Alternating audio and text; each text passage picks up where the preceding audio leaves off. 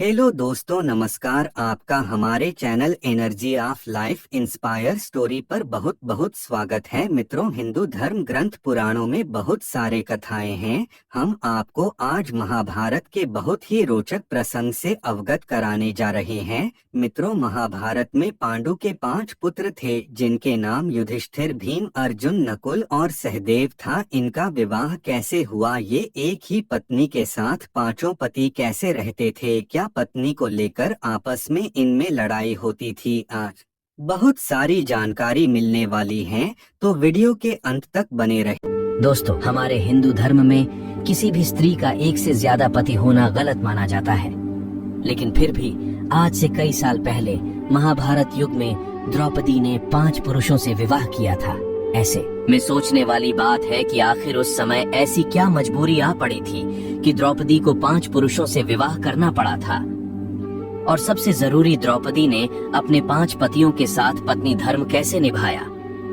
दोस्तों, द्रौपदी से जुड़े ऐसे कई सवाल हैं जो उसके चरित्र पर प्रश्न चिन्ह लगाते हैं। दोस्तों, महाभारत के अनुसार द्रौपदी के जन्म से पहले द्रौपदी के पिता राजा द्रुपद और गुरु द्रोणाचार्य के बीच एक घनघोर युद्ध हुआ था। इस युद्ध में गुरु द्रोणाचार्य ने राजा द्रुपद को हराकर उनके आधे राज्य पर कब्जा जमा लिया था। युद्ध में हारे हुए राजा द्रुपद ने गुरु द्रोणाचार्य से बदला लेने के लिए पुत्र प्राप्ति की इच्छा से एक बड़े यज्ञ का आयोजन किया। उस वक्त यज्ञ की बेदी के मध्य भाग से एक पुत्र के साथ साथ एक अनंत सुंदरी कुमारी कन्या भी प्रकट हुई। उस कन्या के नेत्र कमल के समान, बाल घुंघराले और उसका रंग सांवला था। ब्राह्मणों ने जब उस दिव्य कन्या को देखा तो उन्होंने कहा, यह कन्या रूपवान होने के साथ साथ कृष्ण की है, इसलिए उसका नाम कृष्णा होगा। दोस्तों, द्रौपदी इसलिए भी द्रौपदी कहलाई क्योंकि उसका जन्म राजा द्रुपद की पुत्री के रूप में हुआ था। दोस्तों, राजा द्रुपद के मन में द्रोणाचार्य के प्रति जबरदस्त नफरत की भावना थी और अपनी इन्हीं नफरत के भाव को उन्होंने द्रौपदी के मन में भी बचपन से कूट कूट कर भर दिया था। द्रौपदी भी राजा द्रुपद की तरह बदले की आग में जल रही थी और मन ही मन ऐसी तरकीबें सोचती रहती जिससे वह अपने पिता के अपमान का बदला द्रोणाचार्य से ले सके। लेकिन द्रोणाचार्य हस्तिनापुर राज्य के संरक्षण में थे। द्रोणाचार्य को नीचा दिखाने के लिए राजा द्रुपद को एक शक्तिशाली गठबंधन की आवश्यकता थी।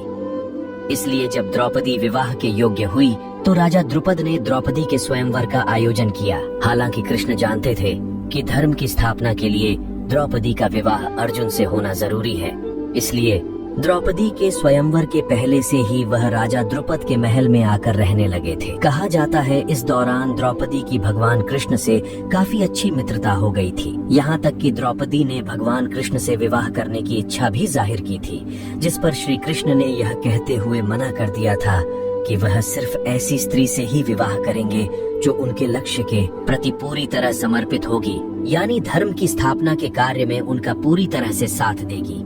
उस स्त्री की कोई भी सैन्य या राजनीतिक मंशा नहीं होनी चाहिए। कहते हैं उस वक्त भगवान श्री कृष्ण ने द्रौपदी को खुश करने के लिए यह भी कहा था कि तुम एक महान स्त्री हो, तुम्हारे जैसी महान स्त्री के मैं योग्य नहीं हूँ। दोस्तों, जब द्रौपदी के स्वयंवर का आयोजन हुआ तो उस वक्त 5 पांडव युधिष्ठिर, भीम, अर्जुन, नकुल और सहदेव ब्राह्मण वेश में वनवास काट रहे थे। वे अपनी माँ के साथ एक गरीब कुम्हार के घर में रह रहे थे और भिक्षाटन पर ही जीवित थे। जिस दिन द्रौपदी का स्वयंवर था उस दिन भी 5 पांडव ब्राह्मण के वेश में भिक्षा मांगने के लिए निकले हुए थे। तभी उन्हें कहीं द्रौपदी के स्वयंवर का पता चला। तब अर्जुन ने अपने भाइयों से स्वयंवर में भाग लेने की इच्छा जताई, जिसके बाद 5 पांडव ब्राह्मण के वेश में ही स्वयंवर में पहुंच गए।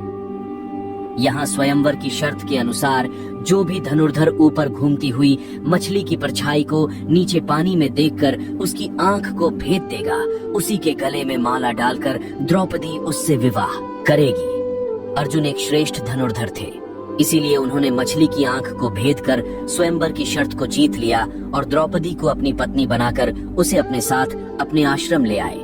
अब यहाँ आप में से बहुतों के मन में यह सवाल आ रहा होगा कि जब स्वयंवर में द्रौपदी को अर्जुन ने जीता था और द्रौपदी का विवाह अर्जुन से हुआ था, तो फिर वह पांडवों की पत्नी कैसे बनी। दोस्तों, दरअसल हुआ यूं कि जब अर्जुन सहित बाकी पांडव द्रौपदी को लेकर आश्रम लौटे तो उस वक्त कुंती खाना बना रही थी।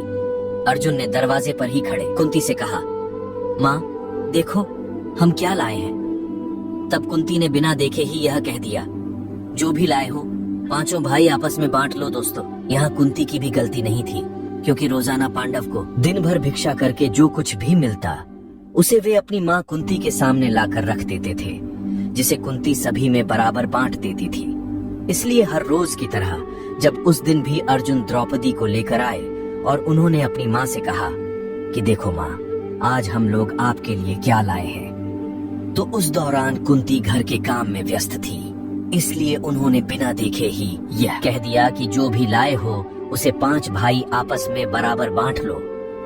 हालांकि अपनी माँ की यह बात सुनकर सभी पांडव भाई सकते में आ गए, और जब कुंती ने भी एकदम शांति महसूस की तो उसने पीछे मुड़कर देखा जहाँ उसे अपनी भूल का हुआ। उन्होंने अपने पुत्र युधिष्ठिर से कहा, इसका कोई ऐसा उपाय निकालो जिससे द्रौपदी का कोई भी अनर्थ ना हो और मेरे मुंह से निकली बात झूठी ना हो। हालांकि जब इसका हल युधिष्ठिर भी ना निकाल पाए तब पांडव अपनी माँ की बात का मान रखते हुए द्रौपदी से विवाह करने के लिए तैयार हो गए। लेकिन जब इस बात का पता राजा द्रुपद को चला तो वे काफी परेशान हो गए। राजा द्रुपद की चिंता को दूर करने के लिए महर्षि व्यास ने राजा द्रुपद को द्रौपदी के पूर्व जन्म की कहानी बताई।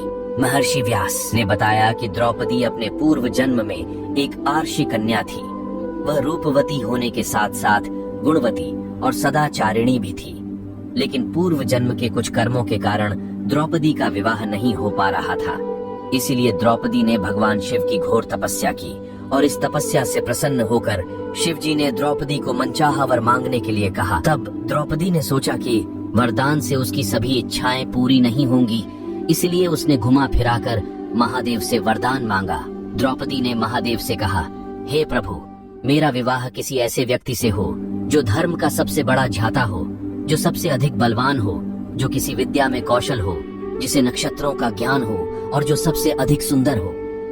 द्रौपदी ने चालाकी दिखाते हुए यहाँ 5 वरदान को एक वरदान बनाकर मांगा। हालांकि महादेव द्रौपदी के मन की बात को समझ गए थे, लेकिन उन्होंने द्रौपदी को पहले ही मनचाहा वरदान देने का वचन दे दिया था। इसलिए महादेव ने द्रौपदी से कहा कि तेरी चालाकी को मैं भली भांति समझ चुका हूँ, इसीलिए अब तुझे अगले जन्म में 1 नहीं 5 पति मिलेंगे। यह सुनकर द्रौपदी चिंतित हो जाती है और महादेव से प्रार्थना करती है कि हे प्रभु, मैं आपकी कृपा से केवल 1 ही पति चाहती हूँ। इस पर शिवजी ने कहा, मेरा वरदान व्यर्थ नहीं जा सकता, इसीलिए तुझे 5 पति प्राप्त होंगे। भगवान शिव के वरदान स्वरूप द्रौपदी को इस जन्म में 5 पति प्राप्त हुए हैं। दोस्तों, इस कहानी को सुनने के बाद राजा द्रुपद अपनी बेटी द्रौपदी का विवाह 5 पांडवों के साथ करने को राजी हो जाते हैं। हालांकि द्रौपदी अभी भी 5 पांडवों से विवाह करने को तैयार नहीं थी, लेकिन फिर द्रौपदी इस शर्त के साथ तैयार हो गई कि 5 पांडव भाई आगे जाकर जिस किसी से भी विवाह कर सकते हैं, लेकिन रानी का स्थान केवल द्रौपदी को ही मिलेगा। कहा जाता है कि द्रौपदी के इस शर्त को मानने के लिए पांडव तैयार हो गए थे, जिसके बाद सबसे पहले द्रौपदी का विवाह सबसे बड़े भाई युधिष्ठिर के साथ किया गया और उस रात द्रौपदी ने युधिष्ठिर के साथ अपना पत्नी धर्म निभाया। उसके अगले दिन द्रौपदी का विवाह भीम के साथ हुआ। द्रौपदी ने भीम के साथ अपना पत्नी धर्म निभाया। इस तरह द्रौपदी की शादी बाकी भाइयों से भी की गई और सभी के साथ उसने अपना पत्नी धर्म निभाया। अब यहाँ सोचने वाली बात ये है कि जब द्रौपदी का विवाह सबसे पहले युधिष्ठिर से हुआ और द्रौपदी ने उसके साथ अपना पत्नी धर्म निभाया, तो फिर बाकी पांडव भाइयों के साथ द्रौपदी ने अपना पत्नी धर्म कैसे निभाया? तो दोस्तों, दरअसल द्रौपदी हर बार पत्नी धर्म निभाने में समर्थ थी, क्योंकि द्रौपदी को महर्षि वेदव्यास से आजीवन कौमार्य यानी कुंवारेपन का आशीर्वाद मिला था। इसलिए जब भी द्रौपदी पांडवों में से किसी एक भाई के साथ समय बिताने के बाद दूसरे भाई के पास जाती थी, तो द्रौपदी वापस से कुंवारी हो जाती थी। कहते हैं 5 पांडव की विवाह के बाद एक दिन देवर्षि नारद 5 पांडवों से मिलने आए और पांडवों के भविष्य को लेकर चिंता जताते हुए धर्मराज युधिष्ठिर और अन्य 5 पांडवों से कहते कि द्रौपदी तुम 5 भाइयों की पत्नी है, इसलिए तुम लोगों को द्रौपदी को लेकर नियम बना लेना चाहिए कि कौन भाई कितने वक्त तक द्रौपदी के साथ समय व्यतीत करेगा। नारद मुनि की यह बात सुनकर धर्मराज युधिष्ठिर नारद मुनि से कहते हैं कि हे प्रभु, हम पांचों भाइयों में आज तक कभी भी द्रौपदी को लेकर कोई मनमुटाव नहीं हुआ और फिर मुझे पूरी उम्मीद है कि भविष्य में भी हमारे बीच ऐसा कुछ नहीं होगा। लेकिन हम आपकी बात नहीं टाल सकते, इसीलिए मैं द्रौपदी को लेकर आज ही नियम बनाऊंगा। महर्षि नारद के जाने के बाद धर्मराज युधिष्ठिर नियम बनाते हैं कि द्रौपदी हर साल पांडवों में से किसी एक के साथ ही समय व्यतीत करेंगी, यानी द्रौपदी 1 साल तक केवल एक पांडव की पत्नी बनकर रहेंगी। साथ ही जिस समय द्रौपदी अपने कमरे में किसी एक पांडव के साथ होंगी, उस वक्त उनके कमरे में कोई और पांडव प्रवेश नहीं करेगा। यदि कोई पांडव गलती से भी इस नियम को तोड़ता है तो उसे सजा के तौर पर 1 वर्ष के लिए वन में जाकर ब्रह्मचर्य का पालन करते हुए बिताना होगा। दोस्तों, कहा जाता है कि एक बार अर्जुन एक ब्राह्मण की मदद के लिए न चाहते हुए भी द्रौपदी के कमरे में प्रवेश कर जाते हैं। उस वक्त द्रौपदी अपने कमरे में धर्मराज युधिष्ठिर के साथ होती है।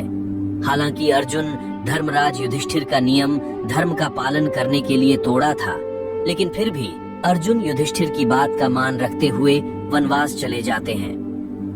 दोस्तों, आज भले ही लोगों के बीच बड़े छोटे का लिहाज नहीं है, लेकिन द्वापर युग में अपनों से बड़ों की बातों का मान रखना हर इंसान का कर्तव्य होता था और इसलिए पांचों पांडव ने धर्म के मार्ग पर चलते हुए हमेशा अपने बड़ों की बात का मान रखा। दोस्तों, इस वीडियो में फिलहाल इतना ही। उम्मीद है आपको आज की वीडियो पसंद आई होगी।